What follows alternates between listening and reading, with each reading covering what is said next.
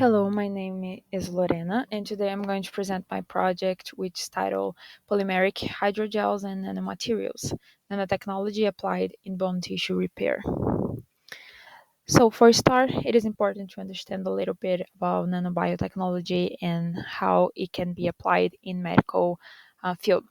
So nanobiotechnology is a scientific area that in recent years has been of great interest within the medical field due to its potential to apply nanomaterials with different mechanical, physical, and chemical properties in the development of biocompatible and biodegradable structures for application in engineering systems, tissue, and regenerative medicine.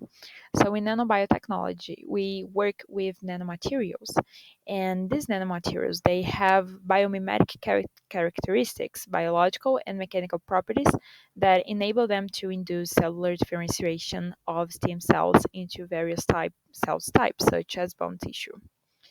Talking a little bit more about the bone. Bone is a rigid organ that offers support and physical protection to various vital organs in the body. It also plays essential roles in mineral homeostasis, hematopoiesis, and endocrine function.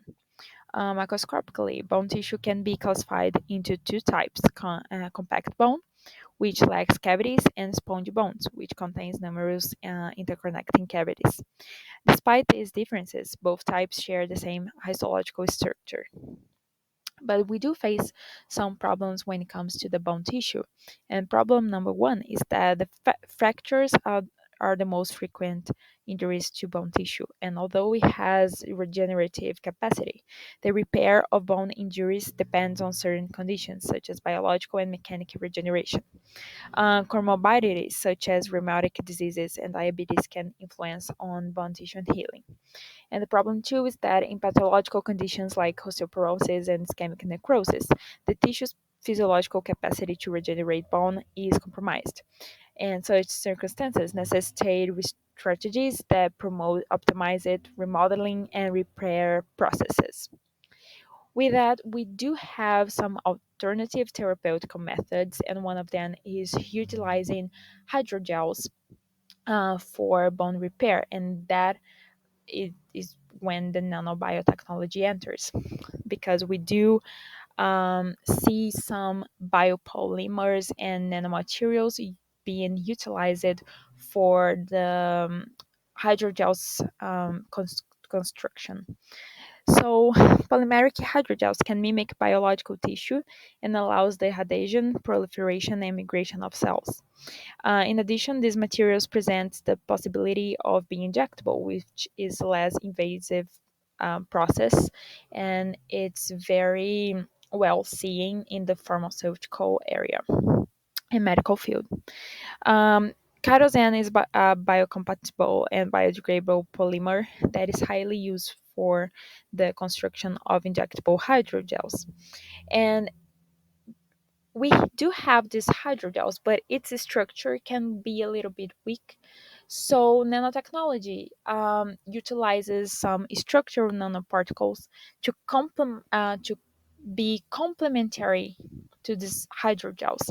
And these structural nanoparticles, they help with the hydrogel's stability, with its resistance, and it is utilized for mimic some specific bone tissue characteristics such as piezoelectricity. So with that, the objective of this work is synthesize a biopolymeric hydrogel that is biocompatible and biodegradable when in contact with the human system. It is also combining the hydrogel with nanomaterials with elastic and piezoelectric properties to mimic the bone tissue matrix and promote the differentiation of stem cells in bone. And the second objective is to evaluate the cytotoxicity of hydrogels combined with nanomaterials in vitro and in vivo tests in order to evaluate cell viability. So with that, the project it is built in some implementation process. In phase one, we have the characterization process, and The characterization of hydrogels combined with nanomaterials allow us to verify the morphology, structure, microstructure, and chemical composition of the material. In phase 2, we have the cytotoxicity assays, and the cytotoxicity assays allows us to evaluate whether a composite damages the cell, disrupting its membrane and inhibiting cell proliferation. And in phase 3, we have the in vivo testing, where we test the hydrogel and its autoinductor properties in murines to evaluate its response in a living system.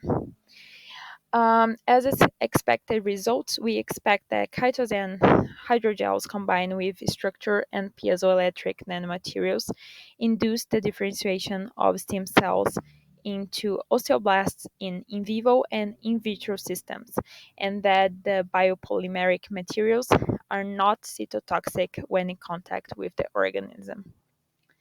So these are some of the references that I used to build this work, and thank you very much for your attention.